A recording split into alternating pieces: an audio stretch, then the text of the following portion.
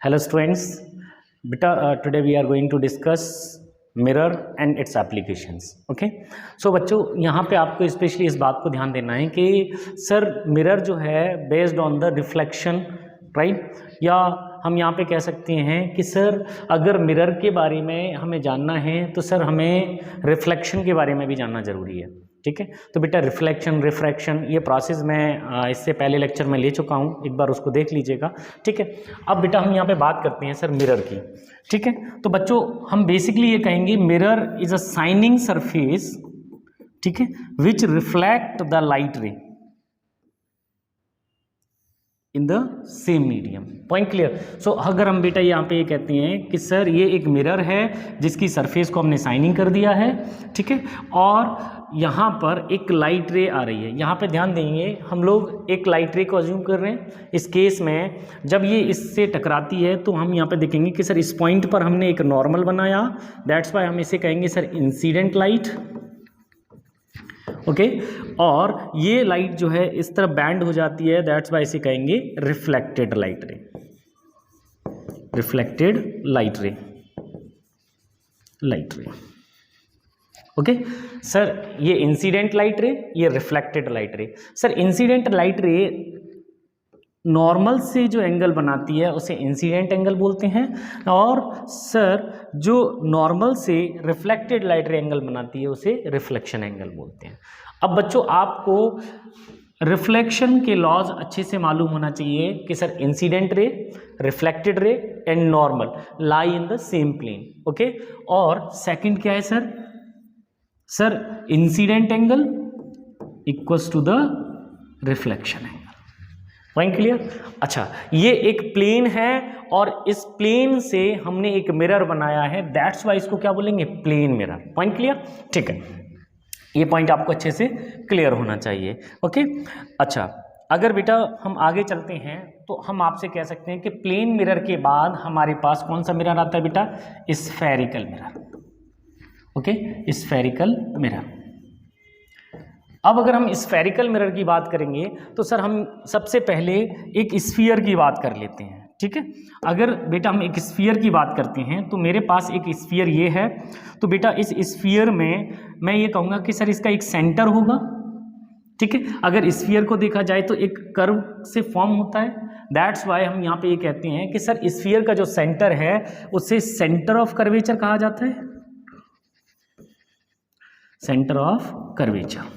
Okay, दूसरा point बेटा ये कि सर ये जो सेंटर ऑफ कर्वेचर है, ठीक है, अगर इस सेंटर ऑफ कर्वेचर से इस पॉइंट का या सरकमफ्रेंस की रेडियस को निकाला जाए तो इस रेडियस को रेडियस ऑफ कर्वेचर कहा जाता है, रेडियस ऑफ कर्वेचर।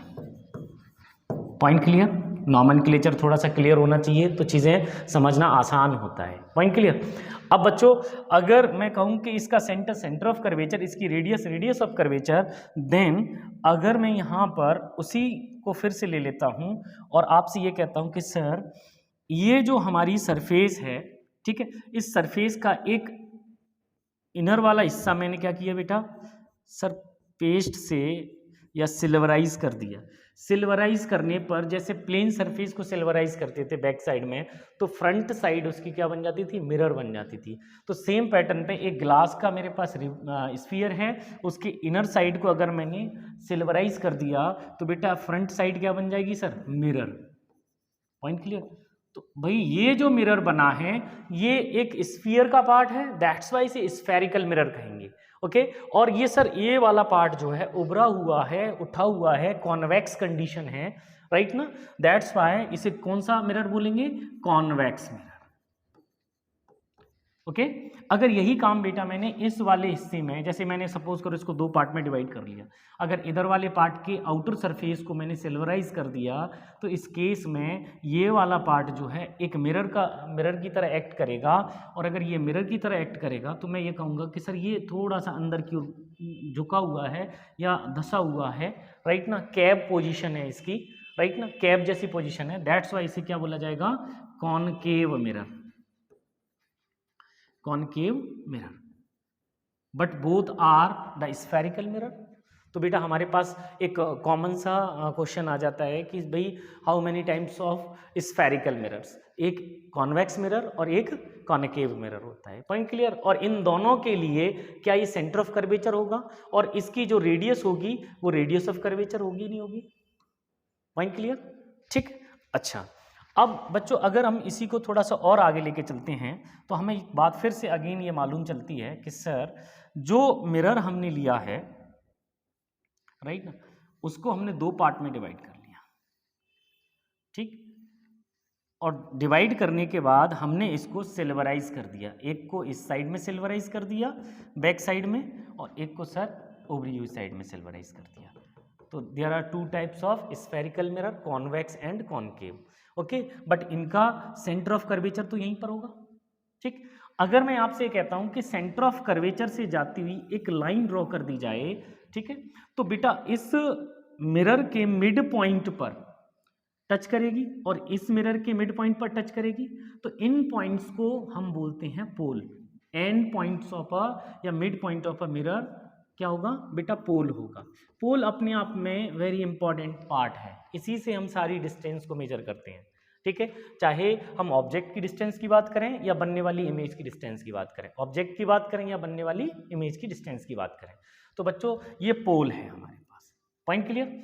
अब अगर मैं कहीं से एक रे को इंसिडेंट कराता हूं, सपोज करो अगर मेरे पास ये जो लाइन है, ठीक है, एक और चीज समझेंगे, ये जो हमने लाइन ड्रॉ की है, इस लाइन को पोल और सेंटर ऑफ कर्वेचर को मिलाने वाली जो लाइन होती है सर वो होती है प्रिंसिपल एक्सिस, दोनों के लिए प्रिंसिपल एक्सिस। इस बात का ध्यान रखेंगे, दोनों के लिए प्रिंसिपल एक्सिस ये होगी। अगर मैं आपसे कहूं कि सर एक लाइट रे इंसिडेंट हो रही है parallel to the principal axis, दोनों ही मिरर्स पर, ठीक है, तो भाई हम अच्छे से जानते हैं और 10th लेवल पे हम लोग ये सीख चुके थे बेटा कि सर सेंटर से जाने वाली कोई भी लाइन जो है, राइट, और उस पर हम ये कहेंगे कि सर यहाँ अगर टेंजेंट बनाई जाए तो परपेंडिकुलर होती है, तो बेटा ये जो रेडियल लाइन है परपेंडिकुलर टू दिस लाइन होगी। तो भाई ये लाइन जब इंसिडेंट होगी तो रिफ्लेक्शन के बाद सर ये इस टाइप से जानी चाहिए, और प्रॉपर्टी ऑफ रिफ्लेक्शन क्या कहता है, incident angle is equal to reflection angle, तो ये ऐसे जाना चाहिए। Point clear. तो बच्चों आप इस बात को ध्यान रखेंगे कि ये कॉन्वेक्स लाइन मिरर है और इस मिरर में अगर मैं इस लाइन को पीछे की ओर बढ़ाता हूं तो जहां पर ये प्रिंसिपल एक्सिस को कट करता है वही हमारा क्या है, फोकस है, ठीक है। और ये क्या था हमारा सेंटर ऑफ कर्वेचर। तो हमने ये पहले से पढ़ रखा है कि distance from centre of curvature to the pole is known as radius of curvature, और अगर हम इसको ये बोल दें कि distance from the pole to the focus point, ठीक है, इस पॉइंट को हम क्या बोलते हैं, फोकस पॉइंट, इसको हम बोलते हैं बेटा फोकल लेंथ। ये क्या हो जाएगी, फोकल लेंथ। सेम पैटर्न पे ये लाइट रे यहां पर भी ऐसा करेगी बेटा, ध्यान दें, ठीक है। तो ये भाई इससे स्ट्राइक होकर रिफ्लेक्शन होकर कहाँ आएगी, इस साइड में आनी चाहिए। जब ये ऐसे गई ऐसे आई तो ये क्या हो गया बेटा, हमारे पास फोकस हो गया। तो बेटा ये पोल है तो इस पोल से ये डिस्टेंस क्या होगी, फोकल लेंथ, राइट ना, और इस पोल से इस सेंटर की डिस्टेंस क्या होगी बेटा, radius of curvature. Point clear है। तो आप अच्छे से समझिएगा कि यहाँ पर focal length, radius of curvature, right, and pole, तीन इंपॉर्टेंट पॉइंट हैं, पोल, राइट ना, focus point and centre of curvature, दोनों के लिए, ठीक। और आपको अच्छे से समझना है कि पोल ही से सारी डिस्टेंस मेजर की जाती है, ठीक है। और आपको पोल को इस तरीके से एज्यूम करना है जैसे मैथमेटिक्स में हम सर एक ओरिजिन को एज्यूम करते हैं, राइट ना। जैसे ओरिजिन के इस तरफ की जितनी भी वैल्यूज हैं वो कैसी रहेंगी सर, नेगेटिव, और इस तरफ की जो वैल्यूज होंगी वो कैसी होंगी, पॉजिटिव। तो आपको बच्चों इस बात का ध्यान रखना है कि इसमें पोल के इस तरफ जो भी होगा वो पॉजिटिव होगा और पोल के इस तरफ जितनी डिस्टेंस होंगी नेगेटिव होंगी, ठीक है, कॉन्वेक्स मिरर के लिए। और इसमें देखिएगा पोल के इस तरफ जितनी होंगी पॉजिटिव होंगी और इस तरफ जो होंगी वो नेगेटिव होंगी। तो बच्चों आप ध्यान दीजिएगा, focal length of convex mirror कैसी हो गई, पॉजिटिव, ओके, और focal length of concave mirror कैसी हो गई। बच्चों इसमें थोड़ा सा ध्यान देंगे, बेटा मेरे पास एक कॉनकेव मिरर है, ठीक है, और इस मिरर के सामने एक ऑब्जेक्ट रखा है AB, ओके अगर इसका मुझे इमेज बनाना है तो बेटा इसके पैरेलल एक लाइन जाएगी जो कि रिफ्लेक्शन के बाद फोकस से पास होगी बेटा, और एक लाइन या रे कहाँ से पास होगी बेटा, सेंटर ऑफ कर्वेचर से, ठीक है, और वापस उसी की तरफ जाएंगी, ठीक है। जहाँ पर रे जो है एक्चुअली मीट करती है वहाँ पर भाई रियल इमेज बनती है, ठीक है, और जहाँ पर